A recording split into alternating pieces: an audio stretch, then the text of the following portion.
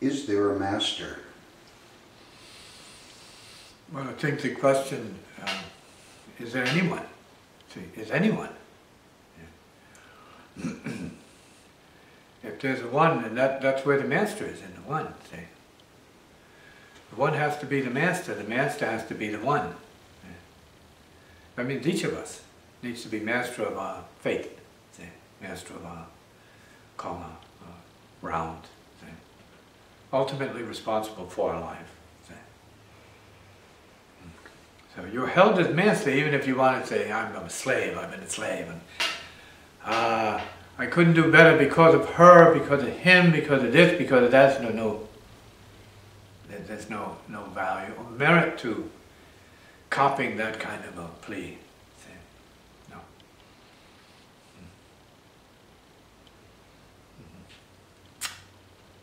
Slavery or mastery? One or the other.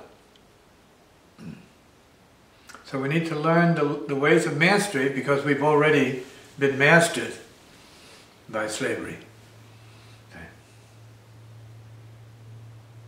So skill then becomes a step on the path. See, mastery. Okay. Becoming master of our skills and utilizing them for good purpose.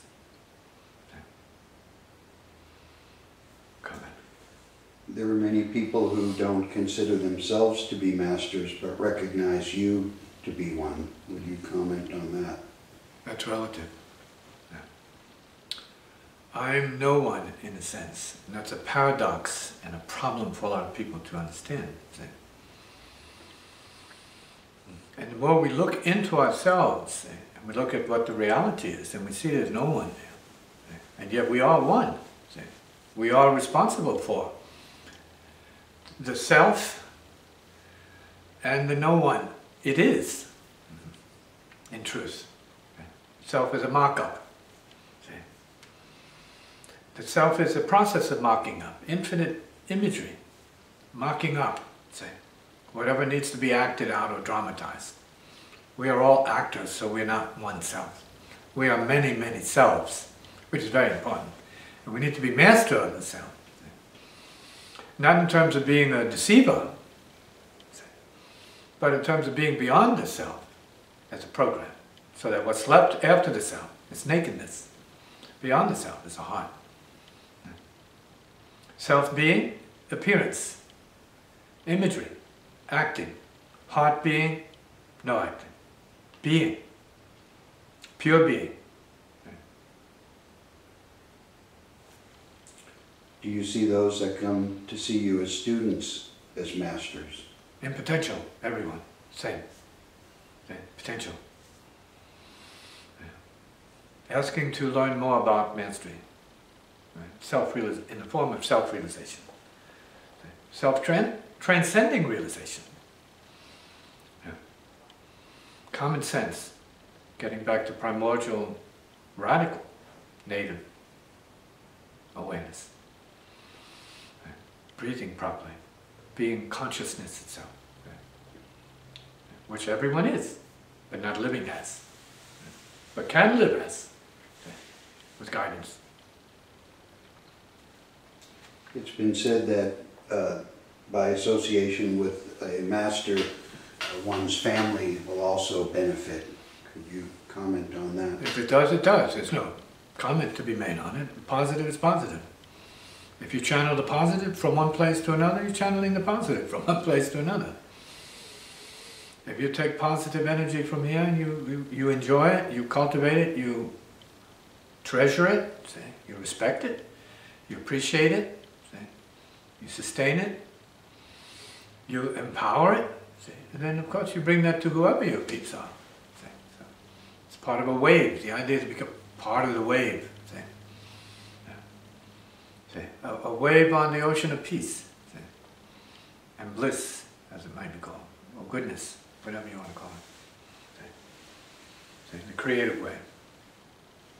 If there is no self, who or what is it that is responsible? No self is. No self is responsible. Only no self is responsible. Okay. And the self and responsibility are neither the same nor different. You have to understand what you need to do as beyond self. See? When you need to go to the bathroom, what is it? Self or no self? When you have to go to sleep, is it self or no self? When you have to breathe, is it self or no self? All right? So we're talking about basic common sense. You need to know that there is no self. And yet, because we have, let's say, awareness, we can, and the fragmentation of awareness is part of our capabilities, like the unification of awareness. The oneness, particularness, say, depending on how we use our intelligence. So it's up to the individual to understand how much power they have and control they have over the phenomena that they're working with. To include the phenomena in their body, basic organs, and how they operate, how they are resonating. You need to be able to be aware of what your body is, what your bones are, what your nerves are, what your muscles are, what your brain is, what your organs are. You are that. Once you forget that and you're operating according to something outside of that, then you might experience some things that are discomforting.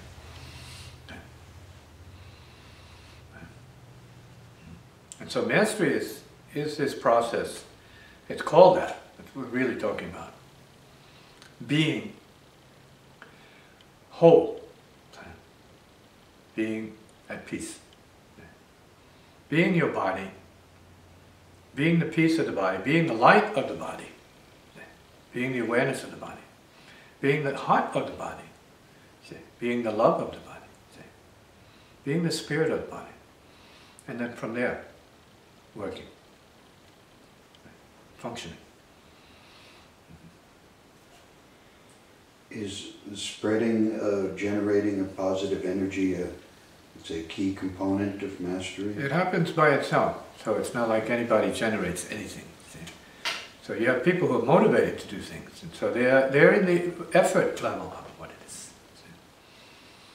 And then there's the effortless level of what it is that transcends thinking about it.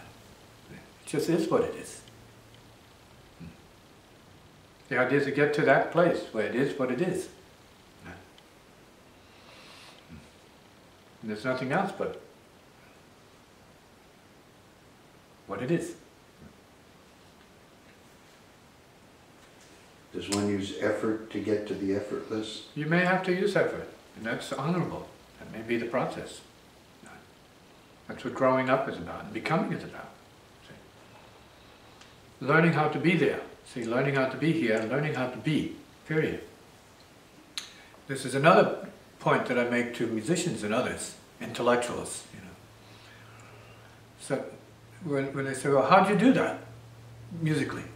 I say, well, honestly, I didn't do that. It did that, so to speak, without, playing games, say, without being dishonest or deceptive or evasive, say, being straight. There is something more than self here. We need to cooperate with the higher forces. See? And the mind is but a small part of this. We have consciousness, awareness. That's infinite. So we are using a particle maybe, a speck of the infinite. How do we access the infinite? By assuming, the validity and the righteousness of the particle? I don't think so. There has to be an opening into the fullness of itself. See? Radiance of the infinite, which is our potential. Always, not just yesterday, not tomorrow, always present. And it's up to us to be that. If it's with you to be that, it may not be with you to be that. So then you need to be with those in whom it is with them. So that you can know what the with them is in terms of yourself. So you know what the with it is. You got to get with it. Because for your own people, you need to be it. See? It's not enough for you to see a master over here on this end or over there. That's not it. You got to close the gap. The gap has to be closed. You have to be it. It's not enough to see it. It's not enough to hear it. It's not enough to touch it or feel it. You need to be it. See? So we need to collapse the gap, the distance between the divine and the present. See? So it's not somewhere else. It's got to be present, not elsewhere. See? The love has to be here, demonstrated, not for somebody else to do somewhere else. See? That's not how it is. That's not the command. See? That's not the nature of the heart, is to be present with it. So I'd say heart first. It's a concept. For people who are in resonance with that, it's more than a concept, it's reality. That's it. It's urgent. It's hard. It's imminent. Heart presence. Not a theory. See, not an abstraction. Not a concept. Really. Yeah. Yeah. It's breathing. So it is living. That's what we need to do, is be in the breathing and living of what it is beyond theory, which, of course, we're talking about, it seems like a theory. So let it be so theoretical that we can live it, be it, finally, ultimately, now and always, forever. Done, gone. Put to rest, peace at last, or peace, excuse me, first. Is there a role for faith or belief in this process? Depends on your mind. See? If you have a mind, those things may arise in your mind. See? Cause and effect. Of course. It's theory. Fact too. But is it important? Only up to a point. Okay? What's important is your heart and your love now. That's what's important. Right. That's it. If you have loved ones, that's all they need from you. They may need other things too, but that's basically what they need from you. Not just the things you can do and the things you can share. See? Those are secondary. The idea is the awareness of love in the process of all exchanges. So the rate of exchange then has to be heart to heart. Is there ever a reason to be outside of the moment, or is it always best to be in the moment? It's not about being inside or outside of the moment. Your reasoning is what makes the reasoning. Reasoning. Out of the moment, the concept. Right. It's just an abstract concept. There's no out of the moment except in your head. So you might be out of the moment in your head for a moment, but you can only do that if you were in the moment to be out of the moment.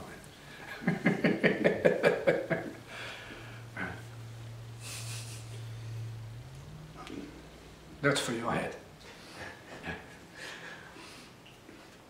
Yeah.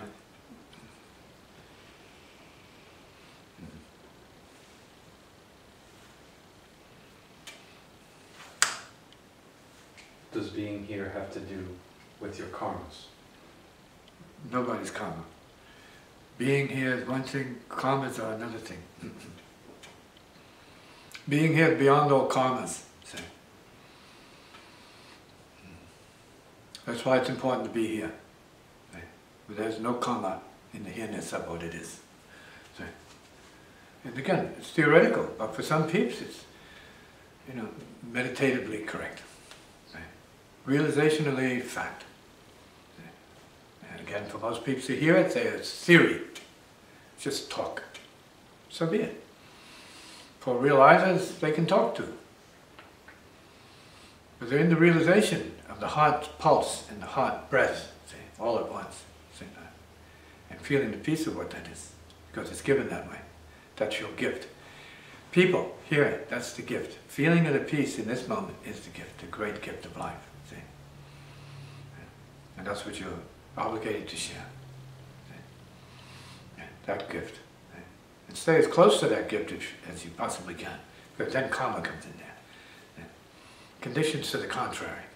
If there are such in your case, see, and you feel the pull and the push because of the flows in your own blood or in your own psyche, then you need to stabilize them. And that's what good practice is about. Stabilization of the forces so that you too despite your forces to the contrary, can find your peace in this moment. Is there a distinction to be drawn between peace and love? Peace is love. Love is peace. Right? And that's joy, that's equanimity, it's everything. See? It's divine grace, called by many names. It's the same thing, openness. See? Openness. Heart openness. Right? Heart expanse to the infinite. Heart open to no end. See? It's an idea. Right? For others, it's a fact. Right? It's reality, because they're in the spirit of what it is. So there's no thought about it. See? It is what it is. That's the spiritual. Spaciousness is spiritual. Not physical space. Spiritual space. Is impersonal love a higher form of love? Love is love. See? It doesn't have a person. It's for all persons. It's all reaching. That's the heart then. We're talking about the heart. Speaking to itself is just love. See? It's what it is. Connectedness. In peace. Peaceful connectedness. And we can call it nirvanic bliss if you want, you know, because there's nothing standing in the way of it with that kind of complete openness, and that's what it is. It's gone. But that's our nature. Already gone. Always here and already gone is our nature, our true nature. Native. Radical native common sense. So realization is not a theory. It's a fact. It's the present condition of reality. So, enjoy it. When individuals open, do they ultimately meet as one? As one what? One cannoli? One taco? One tamale, please?